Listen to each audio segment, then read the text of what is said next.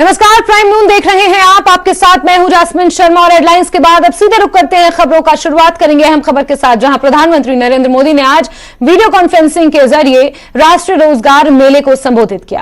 विभिन्न सरकारी विभागों और संगठनों में नवनियुक्ति कर्मियों को लगभग 51,000 नियुक्ति पत्र वितरित किए गए। सभा को संबोधित करते हुए प्रधानमंत्री ने कहा कि रोजगार के नए मौके बढ़ रहे हैं। देश के हर क्षेत्र में विकास हुआ है। टूरिज्म से रोजगार के नए मौके पैदा होंगे। 2030 तक पर्यटन सेक्टर बढ़ेगा। भारत बहुत जल्द इस दशक में तीसरी बड़ी इकोनॉमी बनेगा। प्रधानमंत्री ने सभी नवनियुक्त कर्मियों और उनके परिवारों को शुभकामनाएं भी दी। प्रधानमंत्री ने इस बात पर जोर दिया कि पिछले 9 वर्षों में सरकार ने भर्ती प्रक्रिया को प्राथमिकता दी है और इसे तेज, पारदर्शी एवं निष्पक्ष बनाया है। नमस्कार। आजादी के इस अमृत काल में देश की आजादी के और देश के कोटि कोटि जनों के अमृत रक्षक बनने पर आप सबको बहुत बहुत बधाई। मैंने आपको अमृत रक्षक इसलिए कहा क्योंकि आज जिन युवाओं को नियुक्ति पत्र मिल रहा है वो देश की सेवा के साथ साथ देश के नागरिकों की, देश की रक्षा भी करेंगे। इसलिए एक तरह से आप इस अमृत काल के जन और अमृत रक्षक भी हैं।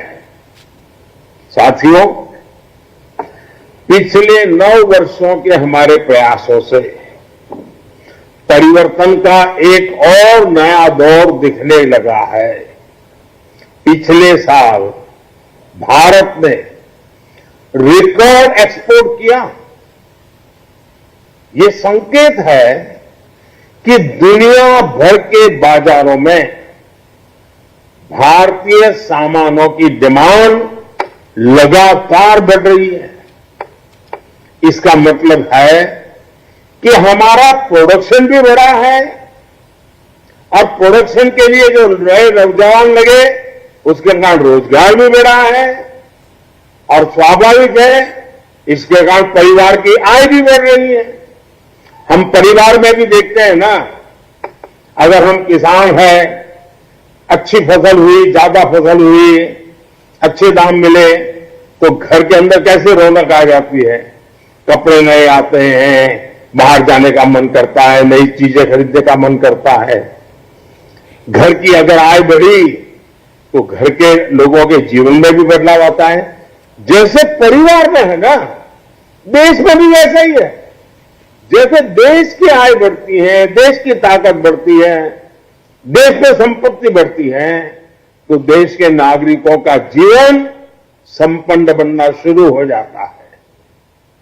आज भारत दुनिया का दूसरा सबसे बड़ा मोबाइल फोन निर्माता देश है। देश में मोबाइल फोन की डिमांड भी लगातार बढ़ रही है। सरकार के प्रयासों ने मोबाइल मैन्युफैक्चरिंग को भी कई गुना बढ़ा दिया है। वोकल फॉर लोकल के मंत्र पर चलते हुए भारत सरकार भी made in India laptop, computer जैसे अनेक प्रोडक्ट्स खरीदने पर जोर दे रही है। गृह मंत्रालय भारत सरकार की ओर से सीमांत मुख्यालय सीमा सुरक्षा बल पलोरा जम्मू में रोजगार मेले का आयोजन जो 8वां है, जिसमें विभिन्न हमारे केंद्रीय सशस्त्र पुलिस बल में चयनित अभ्यर्थी जिनको नियुक्ति पत्र हमने दिए हैं या देंगे, इनमें से सीमा सुरक्षा बल, केंद्रीय रिजर्व पुलिस बल, केंद्रीय औद्योगिक सुरक्षा बल आदि के अभ्यर्थी शामिल हैं। इस कार्यक्रम में सबसे अच्छी बात यह है कि हमारी बड़ी संख्या में महिला अभ्यर्थी भी है। पिछले वर्षों की तुलना में महिलाओं की सफल अभ्यर्थी के तौर पर उपस्थिति लगातार हमारे सीमा सुरक्षा बलों में बढ़ती जा रही है।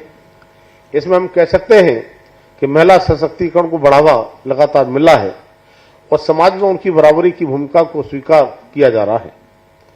तो जिन परिस्थितियों में, और अभी हमने देखा कि जिस तरह की आपको ट्रेनिंग दी जाती है, जिस तरह से आपको तपाया जाता है, जिस तरह से आपके लिए इस ड्यूटी के लिए पूरी तरह से मुस्तैद तैयार किया जाता है, तब मैं कह सकता हूं कि अन्य नौकरियों से ये जो आपके सीमा सुरक्षा बल की जो नौकरी है अपने आप में एक अद्वितीय है।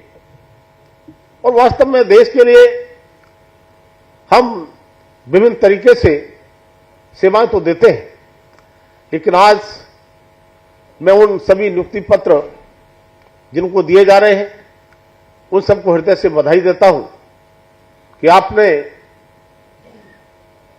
यह नौकरी करने का क्षेत्र चुना। चलिए आगे बढ़ेंगे और आज भी सुप्रीम कोर्ट में अनुच्छेद 370 हटाए जाने के खिलाफ दायर याचिकाओं पर सुनवाई हो रही है। चीफ जस्टिस डीवाई चंद्रचूड़ की अध्यक्षता वाली 5 जजों की संवैधानिक पीठ इस मामले की सुनवाई कर रही है। आज सुनवाई का 11वां दिन है। 24 अगस्त से केंद्र सरकार ने इस मामले पर सुप्रीम कोर्ट की संवैधानिक पीठ में अपना पक्ष रखना शुरू किया था। साथ ही जम्मू कश्मीर के लोगों के कल्याण के लिए भी आज सुप्रीम कोर्ट में केंद्र सरकार की ओर से सॉलिसिटर जनरल तुषार मेहता ने दलीलें शुरू की हैं। इस बीच वरिष्ठ वकील कपिल सिब्बल ने कश्मीरी प्रोफेसर जहूर अहमद भट्ट का मामला भी कोर्ट के सामने रखा। सिब्बल ने आरोप लगाया कि भट्ट की सुप्रीम कोर्ट में धारा 370 पर बहस के कारण यूनिवर्सिटी ने उन्हें सस्पेंड कर दिया है।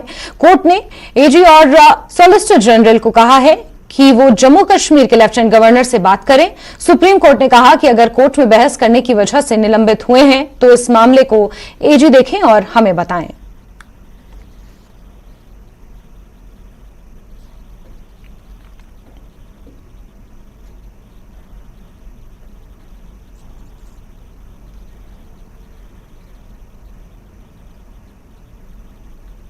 अनुच्छेद 370 को चुनौती देने वाली याचिकाओं पर निरंतर सुनवाई हो रही है। आज सुनवाई का 11वां दिन है। सॉलिसिटर जनरल तुषार मेहता इस पूरे मामले पर दलीलें पेश कर रहे हैं। चलिए आगे बढ़ेंगे और बात एक और महत्वपूर्ण खबर की, जहां star javelin thrower Neeraj Chopra ने इतिहास रच दिया है। उन्होंने वर्ल्ड एथलेटिक्स चैंपियनशिप 2023 में गोल्ड मेडल अपने नाम किया है। नीरज ने दूसरे थ्रो में 88.17 मीटर दूर भाला फेंककर गोल्ड अपने नाम किया। नीरज चोपड़ा ने विश्व एथलेटिक्स चैंपियनशिप 2023 में भारत का पहला स्वर्ण पदक जीता है और वो पहले भारतीय बने हैं। नीरज चोपड़ा की इस कामयाबी पर पूरे देश में खुशी की लहर है। पीएम मोदी, राष्ट्रपति ने ट्वीट के जरिए नीरज चोपड़ा को बधाई दी। वहीं केंद्रीय मंत्री अनुराग ठाकुर समेत हिमाचल बीजेपी के बड़े नेता, राष्ट्रीय अध्यक्ष जगत प्रकाश नड्डा और नेता विपक्ष जयराम ठाकुर, साथ ही प्रदेश अध्यक्ष डॉक्टर राजीव बिंदल ने भी उन्हें बधाई संदेश दिए हैं।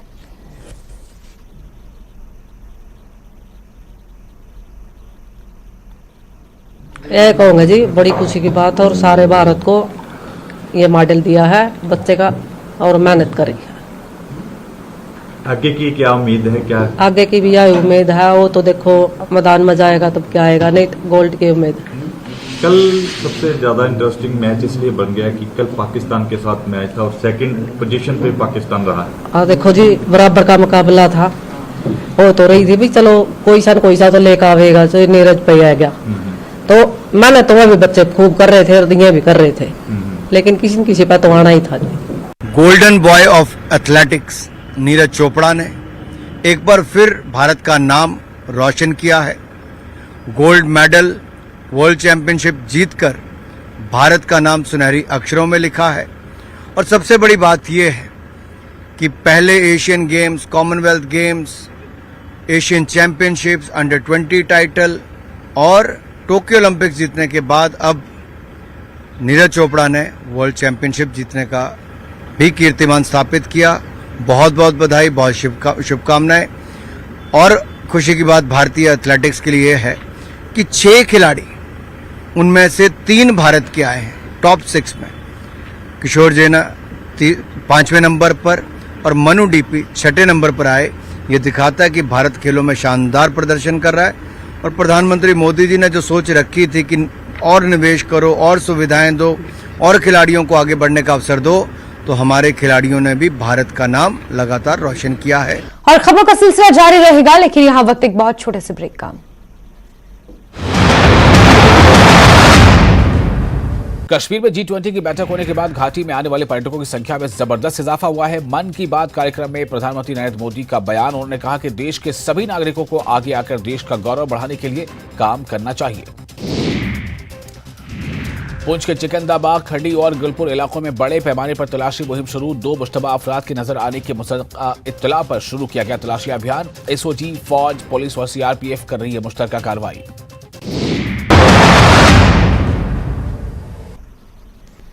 आगे बढ़ते हैं ब्रेक के बाद। जिंदगी और मौत ऊपर वाले के हाथ में है, उसके हुक्म के बगैर कुछ नहीं होता। ऐसी ही घटना बेंगलुरु से दिल्ली आ रही एक फ्लाइट में घटी है। 2 साल की मासूम की तबीयत अचानक खराब हो गई। उसकी बिगड़ी हालत देखकर फ्लाइट में मौजूद सारे लोग घबरा गए। इस फ्लाइट में एम्स के 5 डॉक्टर भी मौजूद थे, जिन्होंने सीमित संसाधनों से बच्ची की जान बचाई। बच्ची को 45 मिनट तक AED दिया गया, जिसके बाद बच्ची थोड़ी ठीक हुई। उसके बाद फ्लाइट को नागपुर के लिए रवाना किया गया। नागपुर पहुंचने पर बच्ची को स्थिर हेमोडायनामिक स्थिति में शिशु रोग विशेषज्ञ को सौंप दिया गया।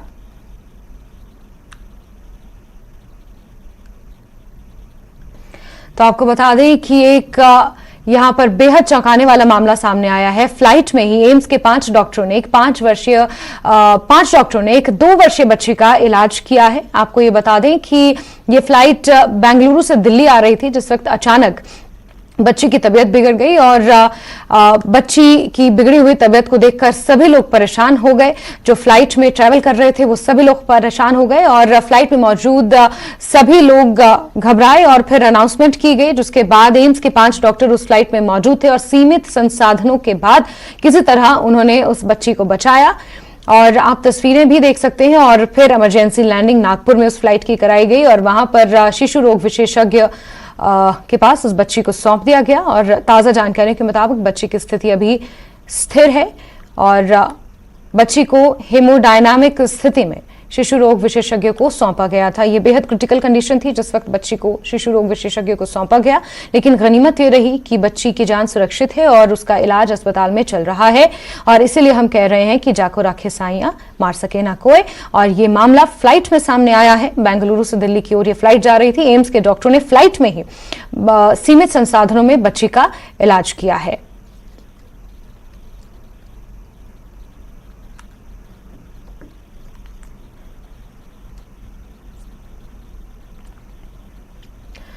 और आगे बढ़ेंगे और मुख्यमंत्री सुखविंदर सिंह सुक्खू आज हमीरपुर में भोरंज विधानसभा क्षेत्र का दौरा करेंगे। यहां सीएम राहत और पुनर्वास कार्यों का निरीक्षण भी करेंगे।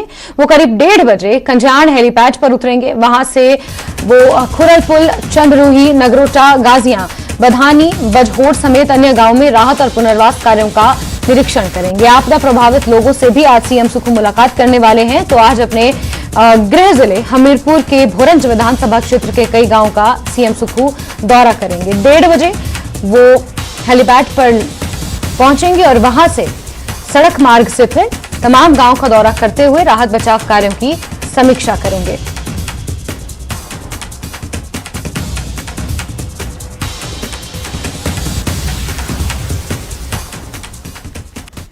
और हिमाचल के कई जिलों में मौसम ने फिर करवट ली है। कांगड़ा समेत कई जिलों में रुक रुक कर बारिश का दौर जारी है। मौसम विभाग ने अगले 3 घंटे के दौरान ऊना, कांगड़ा, चंबा, हमीरपुर, मंडी, बिलासपुर में गरज के साथ हल्की से मध्यम बारिश और कांगड़ा, ऊना, बिलासपुर और हमीरपुर में 1-2 स्थानों पर तेज बारिश होने की संभावना जताई है। तो एक बार फिर से हिमाचल प्रदेश में मौसम ने करवट ली है और कुछ इलाकों के लिए ऑरेंज तो कुछ के लिए येलो अलर्ट एक बार फिर कुछ देर के लिए मौसम विज्ञान केंद्र ने जारी किया है।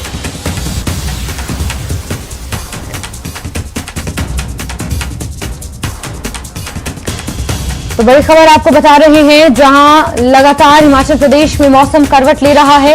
मौसम ने एक बार फिर से कांगड़ा समेत कई जिलों में करवट ली है और रुक रुक के बारिश का दौर जारी है। मौसम विज्ञान केंद्र ने अगले 3 घंटों के दौरान ऊना, कांगड़ा, चंबा, हमीरपुर, मंडी, बिलासपुर में गरज के साथ बारिश का अनुमान लगाया है। वहीं कांगड़ा, ऊना, बिलासपुर और हमीरपुर में खासतौर पर भारी बारिश का अनुमान मौसम विज्ञान केंद्र ने जताया है। तो आपको बता दें कि एक बार फिर से बारिश की चपेट में हिमाचल प्रदेश के कुछ इलाके आने वाले हैं और राजेंद्र हमारे सहयोगी इसी खबर पर जुड़ गए हैं। राजेंद्र, एक बार फिर से हिमाचल प्रदेश में मौसम विज्ञान केंद्र ने अगले कुछ घंटों के लिए बारिश का अलर्ट जताया है और जिन इलाकों का यहां पर मौसम विज्ञान केंद्र ने जिक्र किया है वो इलाके लगभग मैदानी इलाके हैं जहां पर अब बारिश का कहर एक बार फिर से बरपने वाला है। राजेंद्र, बिल्कुल जैस्मिन, शिवालिक हिल्स के जो जितने भी क्षेत्र हैं वहाँ पर बारिश का अलर्ट मौसम विज्ञान केंद्र की तरफ से जारी किया गया था और वही हो भी रहा है।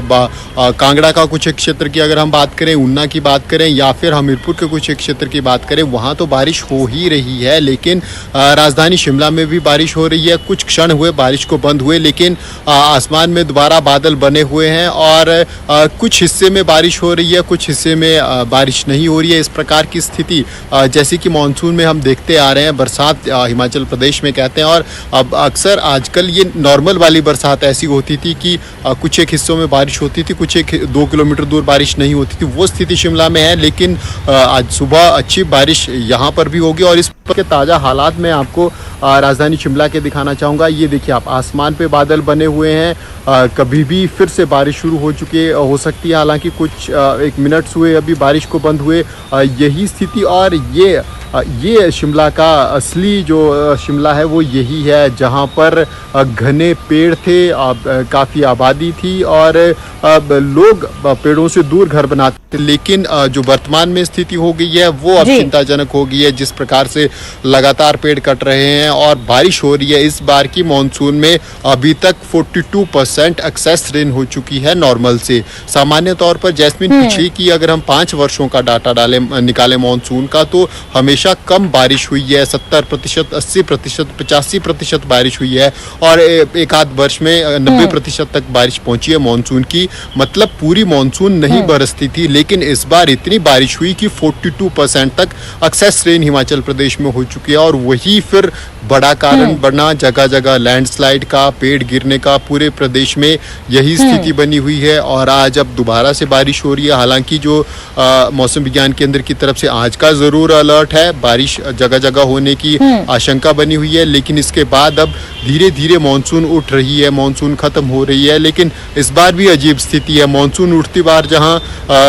जो बीच का हिमाचल प्रदेश है उसमें बारिश की प्रेडिक्शन होती थी और पहले ऐसा होता भी आया है कि जो मिड हिमालयन रेंज हैं, जिनमें शिमला, मंडी, कांगड़ा का ऊपर वाला क्षेत्र और जो बीच का क्षेत्र है, इसमें बारिश होती थी। सिरमौर का कुछ एक क्षेत्र इसमें आता है, चंबा का कुछ एक क्षेत्र आता है, यहाँ बारिश होती थी। लेकिन यहाँ इस बारिश की उम्मीद थी कि ये यहाँ होगी, लेकिन अब ये कांगड़ा में हो रही है, शिवालिक रेंज में हो रही है, ऊना में हो रही है, हमीरपुर में हो रही है। तो अब धीरे धीरे मानसून उठ रही है और उठती मानसून में अगर बारिश कम ही हो तो बेहतर रहेगा प्रदेशवासियों के लिए भी, क्योंकि जिस प्रकार से लैंडस्लाइड हो रहे हैं ये चिंता का विषय बने हुए हैं। पेड़ खतरनाक हो चुके हैं, ये चिंता का विषय बने हुए हैं। अकेले राजधानी क्षेत्र में ही 1400 से अधिक पेड़ या तो काटे जा चुके हैं या तो फिर काटने पड़ेंगे और गिर चुके हैं। 500 से अधिक पेड़ तो जमींदोज हो चुके हैं। इसके अलावा बहुत से पेड़ ऐसे हैं जो लटके हुए हैं। 300 के करीब पेड़ ऐसे हैं जिनकी जड़ें खाली हो चुकी हैं, लटके हुए हैं, कभी भी गिर सकते हैं। तो काफ़ी नुकसान पेड़ों का हुआ है, काफ़ी नुकसान लैंडस्लाइड से हुआ है। 12,000 के करीब घर ऐसे हैं जो डैमेज हुए हैं, नुकसान, आंशिक नुकसान हम कह सकते हैं, या फिर जमींदोज इनमें बहुत से घर हो गए हैं। तो कुल मिलाकर इन लोगों को फिर से अपने आशियाने बसाने पड़ेंगे। ये बड़ा चिंता का कारण है और जिस प्रकार से लोगों की जान जा रही है अब ये बेहद दर्दनाक है। अब 380 के करीब ये संख्या। बिल्कुल राजेंद्र, जिस तरीके से लोगों की जान गई है, अभी भी 38 लोग ऐसे हैं जो लापता बताए जा रहे हैं और संपत्ति को भारी नुकसान हुआ है, लोगों के आशियाने पूरे तरीके से उजड़ गए हैं। अब कैसे उनके जीवन को पटरी पर लाया जाएगा, ये अपने आप में एक बड़ा सवाल है और कहीं ना कहीं एक बड़ा चैलेंज भी है। और ऐसे में जब मौसम विज्ञान केंद्र रह रहकर इस तरीके से मौसम को लेकर, बारिश को लेकर चेतावनियां जारी कर रहा है, लोगों की धड़कनें लगातार हिमाचल प्रदेश में बढ़ी हुई हैं। राजेंद्र, बहुत शुक्रिया तमाम अपडेट्स के लिए।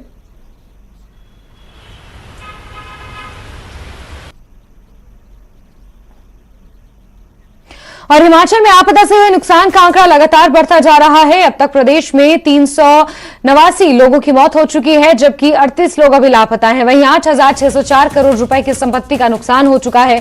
प्रदेश में अभी भी 246 सड़कें बंद पड़ी हैं, 200 विद्युत ट्रांसफार्मर और 177 जल आपूर्ति परियोजनाएं अभी भी हिमाचल प्रदेश में बाधित हैं। बहुत से गांव ऐसे हैं जिनका संपर्क मुख्यालय से टूटा पड़ा है, बिजली वहां पर नहीं है, पेयजल की समस्या लोगों को खड़ी हो रही है, लोगों के उपजाऊ जमीन उजड़ चुकी है, घर उजड़ चुके हैं और आवाजाही पूरे तरीके से ठप है। 100 से ज्यादा सड़कें अभी बंद हैं और बड़ी बात यह है कि मौसम विज्ञान केंद्र ने आगे आने वाले समय के लिए भी हल्की से मध्यम बारिश का अनुमान जताया है, जिस वजह से रेस्टोरेशन कार्य में बाधाएं आ रही हैं।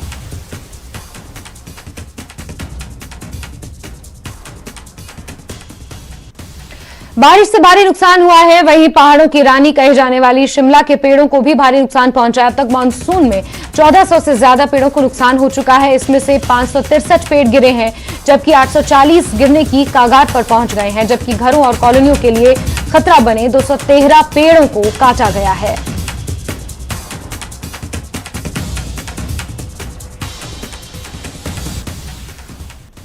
बौद्ध धर्मगुरु हिज होलीनेस दलाई लामा धर्मशाला लौट आए हैं। वो करीब 1 महीने 17 दिन के प्रवास से धर्मशाला वापस लौटे हैं।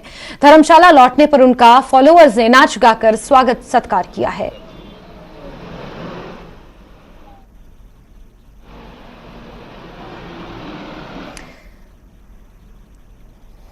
और मंडी में एचआरटीसी और स्थानीय लोगों के बीच एक विवाद गहरा गया है।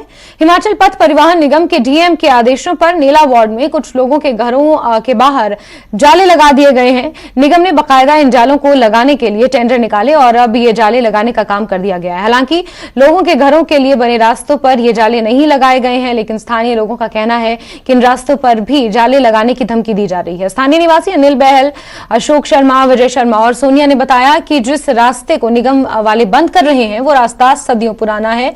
निगम अवैध कब्जों का हवाला दे रहा है, जबकि किसी ने भी निगम की जमीन पर कोई कब्जा नहीं किया है।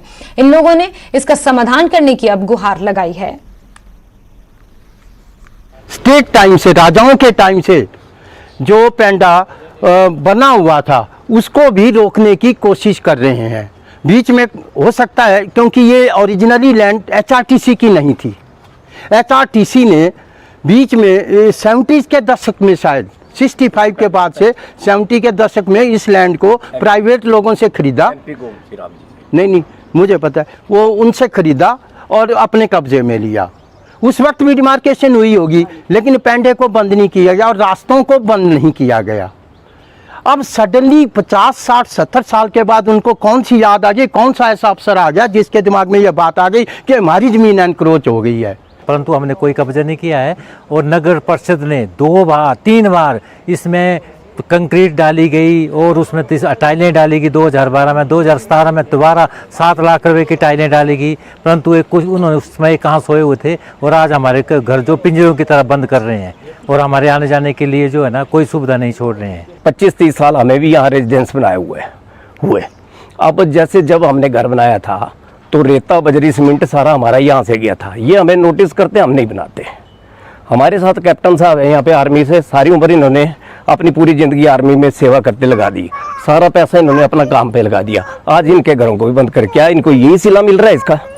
तो मैं परिवहन निगम से यही प्रार्थना करूंगा कि हमारा ये जो मसला जो है ये हल करें, एमिकेबली जैसे भी हल हो जाए। लड़ाई की स्थिति ये पैदा कर रहे हैं, हम लोग तो इनसे बार बार रिक्वेस्ट ही कर रहे हैं।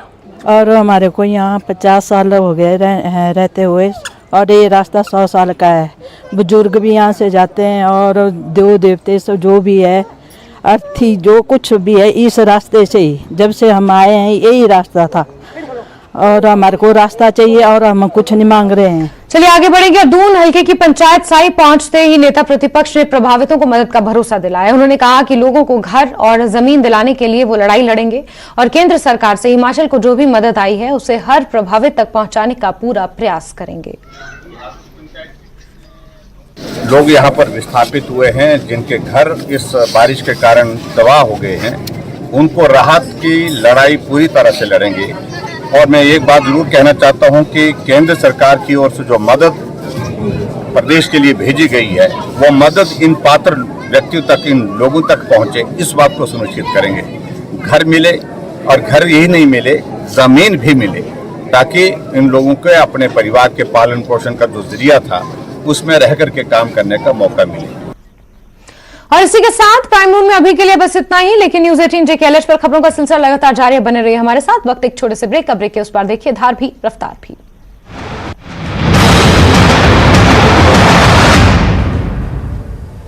Headlines presented by